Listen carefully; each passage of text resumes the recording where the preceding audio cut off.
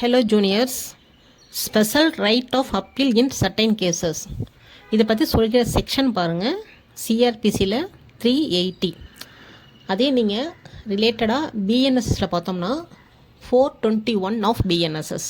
இது ரெண்டுத்துலேயுமே same content தான் சொல்லியிருக்காங்க.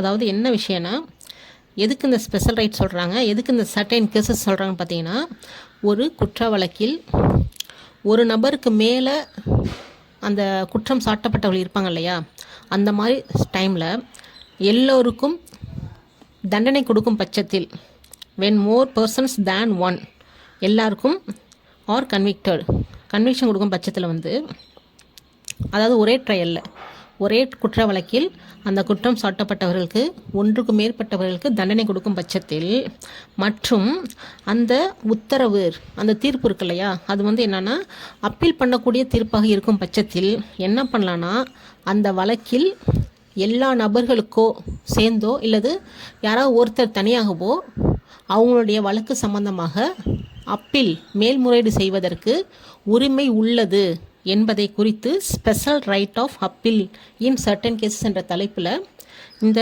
செக்ஷனில் 380 சொல்லப்பட்டிருக்காங்க. அதே பிஎன்எஸ்எஸில் 421. தேங்க்யூ.